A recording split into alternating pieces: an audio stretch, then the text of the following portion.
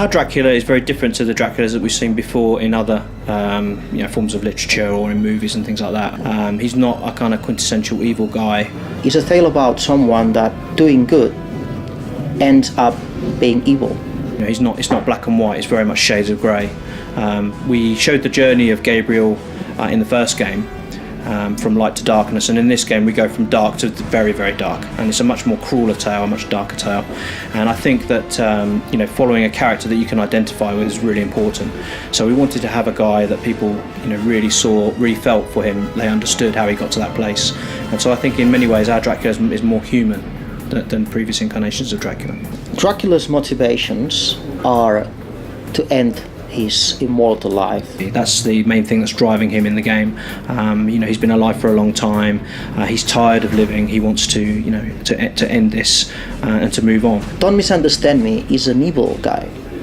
He embraced evil for real, and you're going to see that in the game. I think Dracula is quite a scheming character and a very intelligent, predatory animal, if you like, and he's looking to settle some scores. We specifically designed Dracula as a character that people could identify with. Our early designs of Dracula were much more kind of a very powerful character, but we wanted to give a top throwback to how he looked in the original game. So when making a game, you need to be careful about designing characters, especially main characters, especially Dracula. You have to think that it's the first time in Castlevania history that you play with Dracula. Also with Dracula having new weapons and new abilities, we wanted to give him a much kind of more athletic way of moving. His animations have changed quite a lot.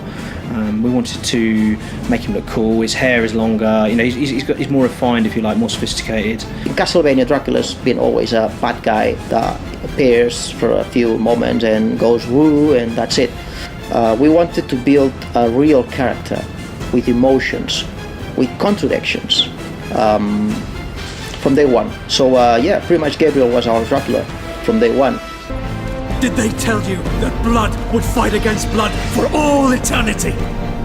We'd already done a lot of the work already with the motion capture actor, so there was kind of like a guide, if you like, to go to. And I think what Robert's brought to the role is he's made Dracula really dangerous, and you can sense the evil, you can sense the kind of predatory nature of the character that wasn't there before, and I think it really comes across. And that's something he was very certain that he wanted to do on the voiceover section, because we kind of wanted him to imitate what the other actor had done. And he was like, no, Gabriel wouldn't do that. He wouldn't be like that. He would be much more like this. And as soon as we heard his performance, we realised that actually he was right, that this was the way to do it. I am no longer Gabriel, woman. I am the dragon, Dracul. I am the Prince of Darkness. I think my favourite Dracula in cinema is probably Gary Oldman's portrayal of Dracula in the Francis Ford Coppola film. He changes quite a lot between, a real person with emotions. He loves, Winona Ryder's character, and the love between them is quite, very powerful. But also, he's kind of this nasty, he's this monster, and we see that really clearly. And I really think his portrayal was probably the best Dracula I've ever seen. I also loved the previous one, especially Nosferatu, the old, very, very old movie.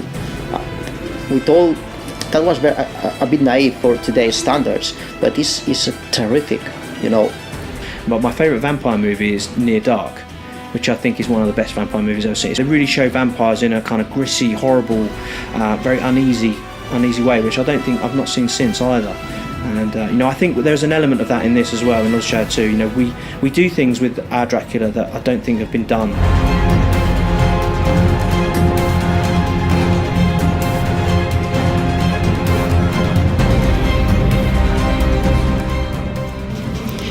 So I hope that's given you a deeper insight into our Dracula from Castlevania Lords of Shadow 2. If there's anything else you'd like to know, please send in your questions to the Twitter account address displayed on the screen, and I will answer them on behalf of Dave in a response video coming up soon.